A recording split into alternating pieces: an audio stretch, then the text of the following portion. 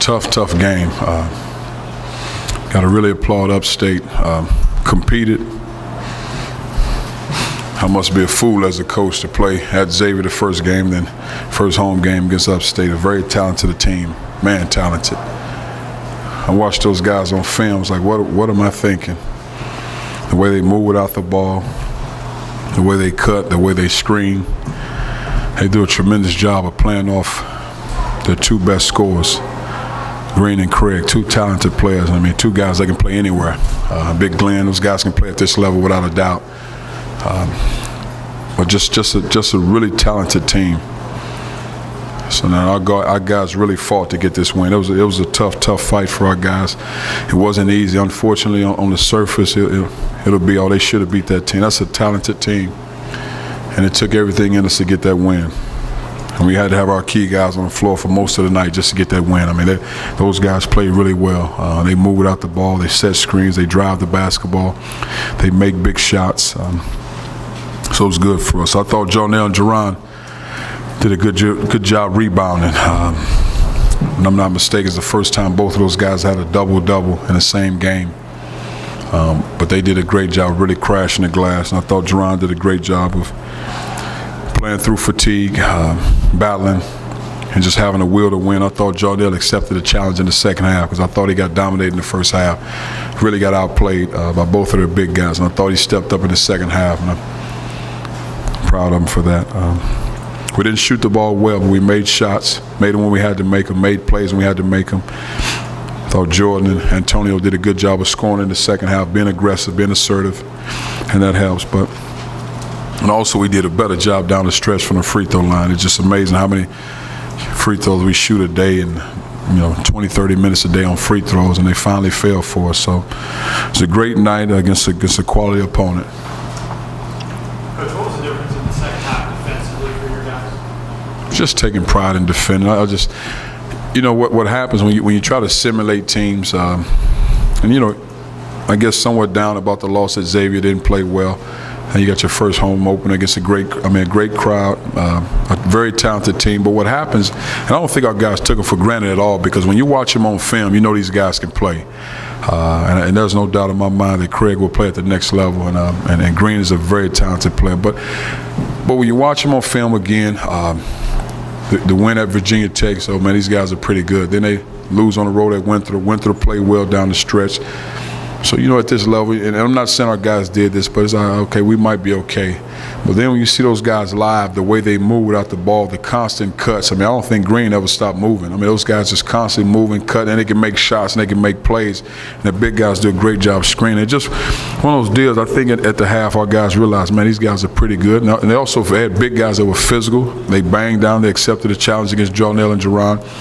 And our guys understood this is a ball game. Coach, you talked to you guys about finishing around the rim. As many points as they had, it seemed like there were so many that could have gone and just didn't. I guess we got to continue to work on layups.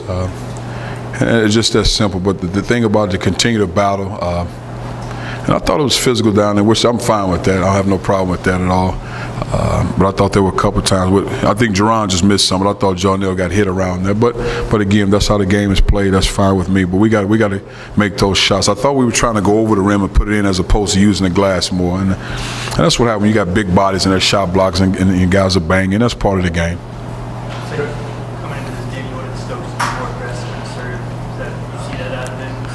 I thought he was the guy in exhibition and practice in the second half, not in the first half. I didn't think he played well at all in the first half, but I thought he was very aggressive, very assertive.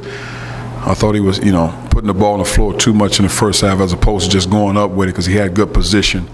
But I thought in the second half he played the way he's capable of playing. Coach Antonio, you discussed the toughness. Like he really brought it in the second half. He's just one of those guys that plays. He competes, and then he's still learning the plays, right now. So again, there's only so many you can call right now because he hasn't been out there. But he's a guy that plays in that type of atmosphere, that environment. He understands. He has a feel for it. He has the toughness to be out there. He made a big shot. He wants the ball down the stretch, and he's probably still about 85-90% with that knee. So, but he made some drives and made some plays. So after a month of practice, just like you said, as many free throws as you shoot, were you kind of stunned what happened at Xavier? I think more than anything, just the environment, your first road game. That's probably something as a player you've never done before. Your first true road game at this level.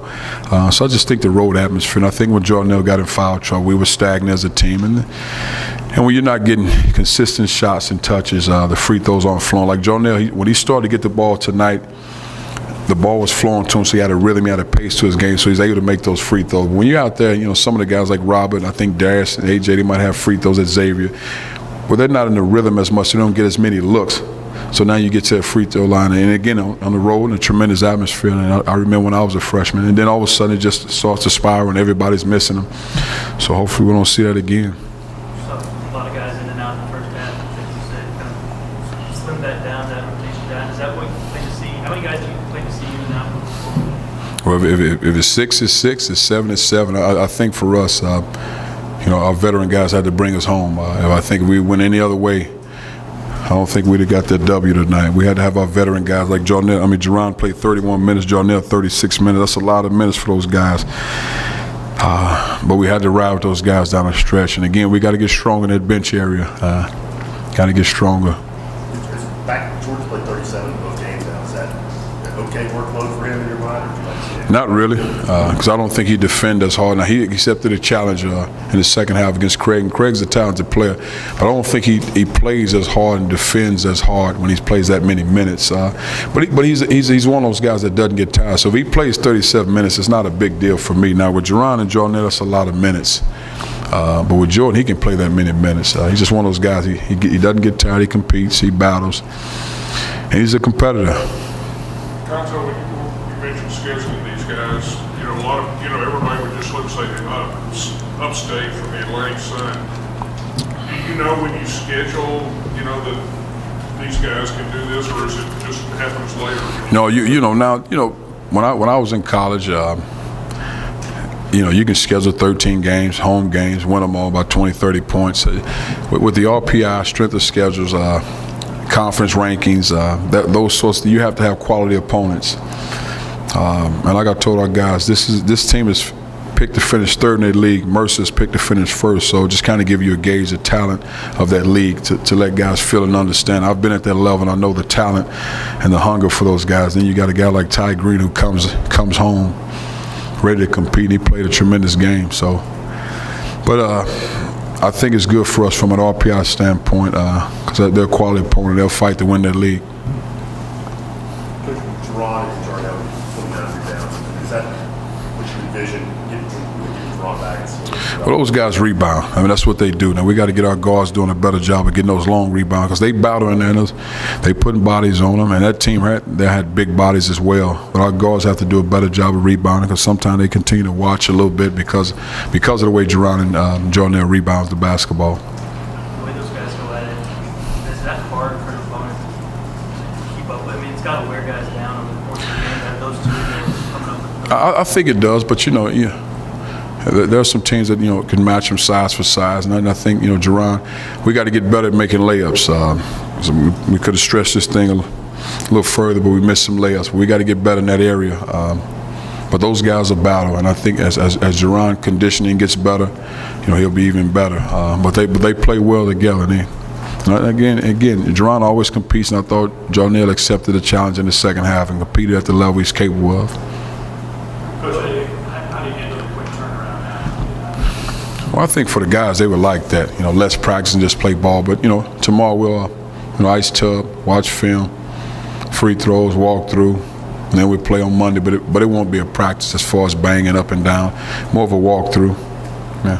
Some of the things specifically, Coach, you might be looking for in this third game coming up. Well, for us, we got to strengthen our bench now. I'll stay here tonight and watch the Citadel on film because I was consumed with Upstate. So my Coach Webster watched film on them, so I'll start watching film on those guys tonight.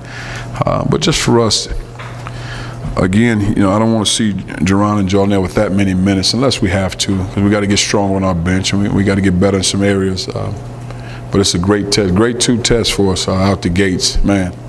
And we can learn a lot from both of these games. But I just think of the next game, again, compete. I didn't think we competed as hard in the first half, but I thought we did in the second. I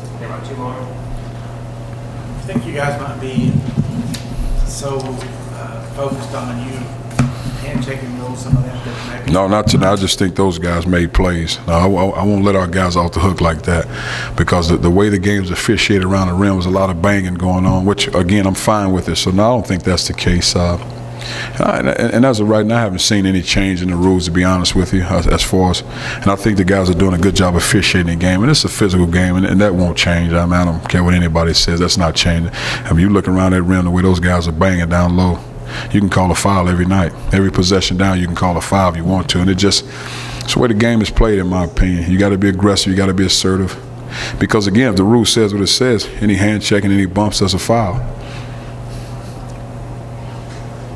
Anything else? Thank you.